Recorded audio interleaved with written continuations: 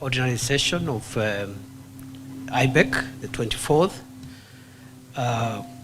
It's the first one that I am chairing in my new responsibility, and I look forward to working with you, each one of you, to progress the agenda of devolution and protect our constitution and the ideals on which our constitution is founded.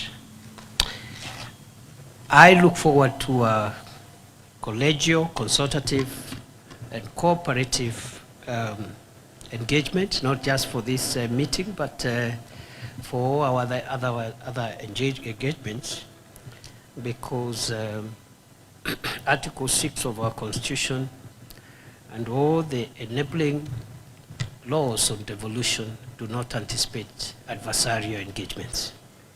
The Constitution says that all our deliberations and engagements must be done in the spirit of consultations, mutual respect, and cooperation. And I think that should really inform us as we go forward. I also want to congratulate the new leadership of the Council of Governors, Chairperson, the Honorable Abdullahi, Governor of Wajir, Pongezi, Governor, Chair, and I wish you well. Vice Chair Mutai Kahiga, Governor of Jerry County, congratulations. And all the chairpersons of, there's a whip, but this is a renewal of mandate. There's been a whip for how many terms now? 2. There are no term limits. So, Pongezi, Governor Sang, my friend, a whip, and all the chairpersons of the various committees of the Council of Governors. I look forward to work with you, each one of you, again to further the interests of our country and our counties. Excellencies, ladies and gentlemen, the Constitution of Kenya has very high expectations on devolution. Very high expectations that devolution will bring more responsible and accountable governance at the local level, at the grassroots, that decision making and identification of priorities will be more consequential to the people because it's being done at the local level, and more cohesive communities will be formed at that level because governance is being propelled from the local level.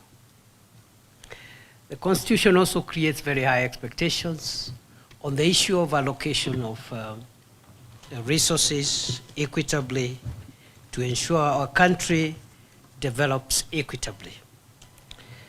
And much has been achieved since 2013, since actually 2010, but particularly under the auspices of IEBC, much has been achieved since 2013.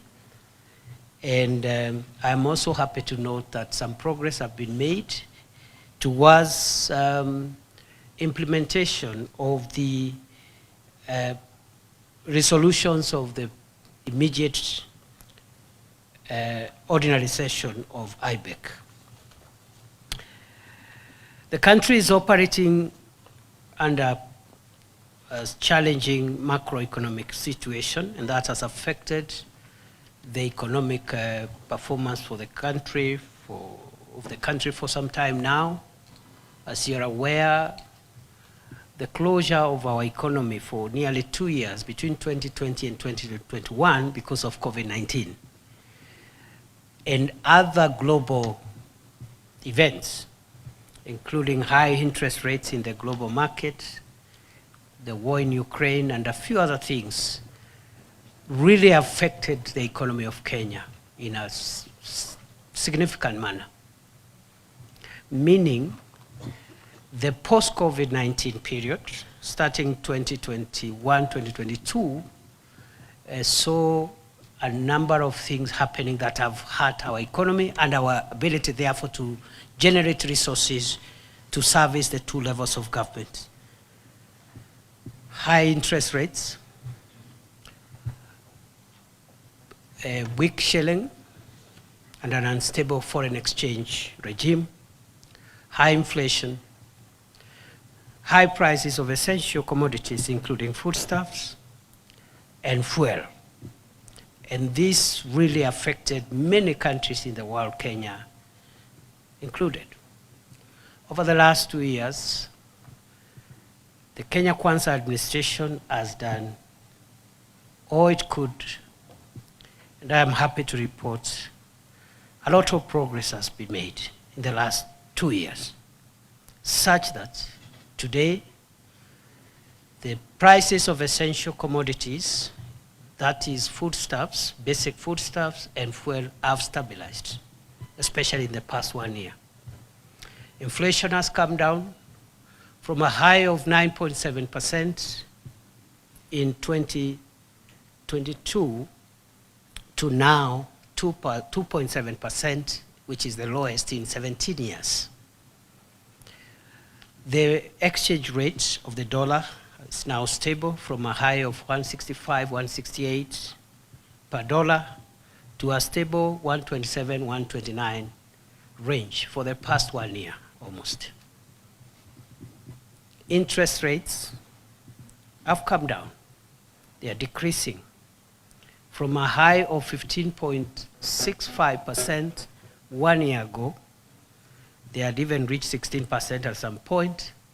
Today, the central bank rate is at an all-time low of 11.25%. And there is indication that the interest rates will continue dropping. So we have a macroeconomic situation that promises a brighter future, and I can confirm without fear of contradiction that the worst is behind us. The country can only now move forwards. We can only move upwards. And thank you for your patience, because in the process, some of the commitments around devolution, like disbursements of monies to counties and other obligations, have been affected by this macroeconomic turbulence. The pain has also been felt at household levels, and the devolved units being the centers of service delivery and the centers of contact with citizens. You can bear me witness that the pain has been quite significant, but I stand here today with the good news that the worst is behind us and the future is going to be more comfortable, because after arresting the escalation of the macroeconomic indicators, right now the commitment of this administration is to work on household incomes, empowerment of citizens, strengthening devolution and service delivery at grassroots level, making sure that we create more jobs and therefore open the economy for a better and more inclusive prosperity. Excellencies, ladies and gentlemen, the last 1 year had some political implications which affected our fiscal situation. And that is in the sense that some financial instruments or fiscal instruments really that we anticipated would be passed were not passed because of violent and riotous behavior that caused death and violence in the middle of this year, leading to the withdrawal of the Finance Act 2024. And that has had its effect again on our fiscal resources for this year. We've had to adjust both the Division of Revenue, amend the Division of Revenue Act, the County Allocation of Revenue Act, and the consequential legislations, I'm sure, will also have to all be aligned, including budgets and appropriations frameworks, to make sure that this reality, that is the collapse of the 2024 Finance Act, Finance Bill, is accommodated. I want to appreciate the mediation teams and all the role players who enabled a resolution of how to accommodate the shortfall. Initially, the shortfall was proposed to be 20 billion, but I think that was added, an additional 7 billion was added to bring the total to 387 billion, which again now is what we are working under. Thank you very much once more for the patience during this process. We encourage more understanding, collaboration, and consensus building as opposed to confrontational approaches to sensitive issues like devolution. I want to commend the spirit so far. We have had an issue of timely disbursements of county resources. I am informed by the CS for the National Treasury. Some progress has been made. I'm told November is still outstanding, and I am also told that next week, November, will be sorted out so that we try and regularize the delays. I am also aware there are other issues involving access to the development funds. Other than the delay in disbursements, there is also further delay down the chain because of the accountability procedures involving the Office of the Controller of Budget and the spending by counties. That discussion, we must face it head on and resolve it. We cannot have a situation where counties and county governments receive money, they're unable to spend it. But on the other hand, we must insist that accountability is for all of us. And therefore, we must have a way of bridging the gap between the viewpoints by the Council of Governors and the Controller of Budget to make sure that we assist both institutions, the COB and the COG, to deliver on their mandate. No institution has a right to frustrate the other.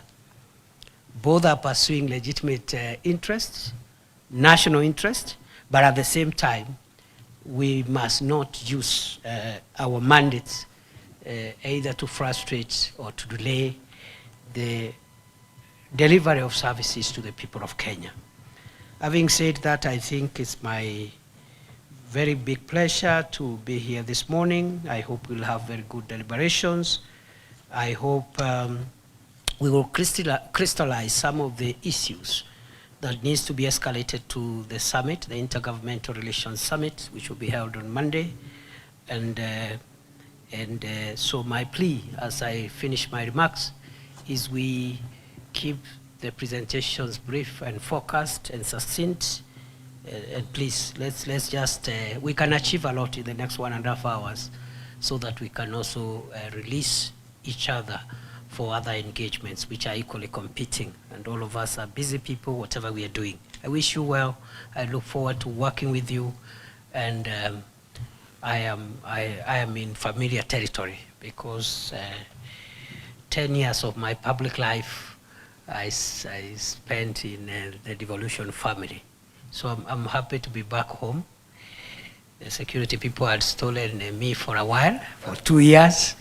It was also a very good experience, but I'm happy to be back to the Devolution family in one of the many roles that now I am undertaking. Thank you very much, and I wish you well. And what is the next item? I resume my position, and then maybe you will tell us what the next item is, and then we run through the agenda. Thank you very much.